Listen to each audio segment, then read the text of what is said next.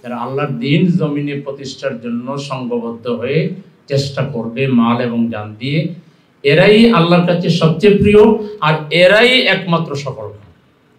এখানে আল্লাহ শেষ করেন নাই, ইউবাশশিরুহুম রাব্বুহুম বিরাহমাতিন মিনহু, এদের উপরে আল্লাহর নন স্টপ কন্টিনিউয়াস রাহমা বর্ষিত হয়। অরিদওয়ান, আল্লাহ তাদের উপরে খুশি থাকেন সার্বক্ষণিক।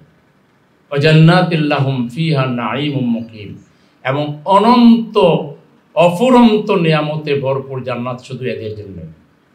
খালিদিনা ফিহা আবাদা, সেখানে তারা চিরস্থায়ী থাকবে।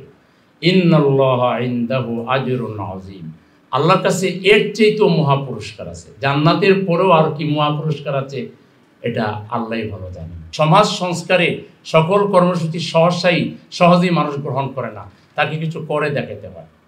এই যে মানুষের জীবনের হ্যাজার্ডগুলো কমানোর জন্য সমাজে আমরা বহুমুখী সোশ্যাল ওয়ার্কের মাধ্যমে, যেটা আল্লাহ কোরআনে বলেছেন, কুনতুম খায়রা উম্মাতিন উখরিজাত লিন-নাস, তোমরাই সর্বোত্তম জাতি, তোমাদেরকে মানবিক কল্যাণমূলক কাজ করার জন্য আমি পৃথিবীতে এনেছি। আমাদের আসার কাজই হলো সমাজ সংস্কার করা, মানুষের উপকার করা, মানুষের সেবা করা।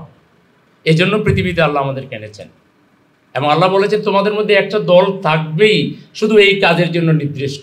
ওয়াল তাকুম মিনকুম উম্মাতুন ইয়াদউনা ইলাল খায়রি ওয়া ইয়ামুরুনা বিল মা'রুফি ওয়া ইয়ানহাউনা আনিল মুনকারি ওয়া উলাইকা হুমুল মুফলিহুন।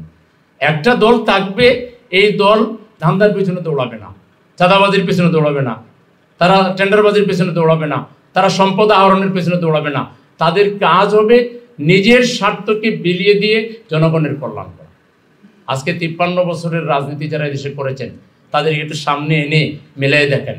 এখন বাংলাদেশে যে রাজনীতি চলছে, এই রাজনীতি চেঞ্জ করে স্রষ্টার দিয়ে যে বিধান, কোরআনের ভিত্তিতে, রসুলের সুন্নাহর ভিত্তিতে একটা শিক্ষা ব্যবস্থা, একটা অর্থনৈতিক ব্যবস্থা, একটা রাজনৈতিক ব্যবস্থা, একটা সামাজিক ব্যবস্থা এবং সামগ্রিক ব্যবস্থা যদি স্রষ্টার দেয়া বিধানের ভিত্তিতে ভালো মানুষের নেতৃত্বে যদি প্রতিষ্ঠা করা না যায়, তাহলে বাংলাদেশ এখন সাময়িক যে স্বস্তির মধ্যে আছে, এটা থাকবে না, এর চেয়ে ভয়াবহ খারাপ কোনো পরিণতির দিকে চলে যাবে। আর এর জন্য দায়িত্ব থেকে আমরা কেউ রেহাই পাবো না।